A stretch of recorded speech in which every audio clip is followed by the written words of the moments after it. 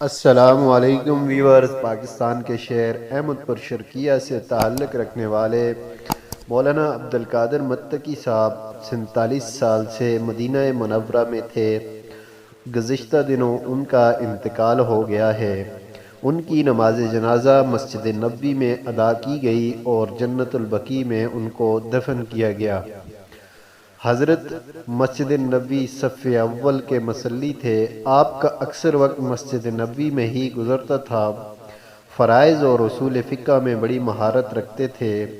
جامعہ خیر المدارس ملتان سے فارغ التحصیل تھے۔ حضرت مولانا خیر محمد جلندری صاحب رحمۃ اللہ علیہ اور حضرت مولانا عبداللہ درخواستی صاحب رحمۃ اللہ علیہ کے شاگرد تھے۔ حضرت عبدالقادر متقی صاحب نے 83 سال 11 ماہ عمر پائی۔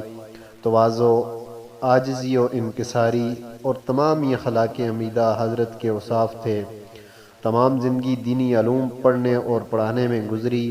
اپنی زندگی کا مقصد بیان فرماتے تھے کہ یہ دین کی خدمت اور حرم مسجد نبوی شریف کی حاضری ہے۔ حضرت مولانا عاشق الہی بلند شہری رحمہ اللہ کی رہنمائی میں مدینہ منورہ میں تدریس اور تالیف کا کام کیا۔ کثیر تعداد میں حضرت کے تلامذہ موجود ہیں جو حضرت کے لیے صدقہ جاریہ ہیں۔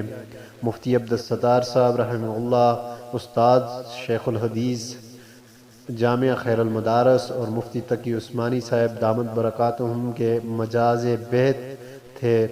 دنیا بھر سے آنے والے متعمرین اور حجاج کرام حضرت کے ہاں ضیافت پاتے رہے اور ان کی دعاؤں کا حصہ بنتے رہے۔ حضرت مولانا عبدالقادر صاحب یکم ربیع الاول 1394 ہجری کو بذریعہ بحری جہاز کراچی سے جدہ اور پھر مدینہ منورہ پہنچے اور 48 سال 17 دن قیام مدینہ منورہ کے بعد مورخہ 2 دسمبر 2020 کو اس دنیا فانی سے اپنے خالق حقیقی سے جا ملے۔ آپ کی نماز جنازہ صبح کی نماز کے بعد مسجد نبوی شریف میں ادا کی گئی اور اس کے بعد جنت البقیع میں آپ کو دفن کیا گیا۔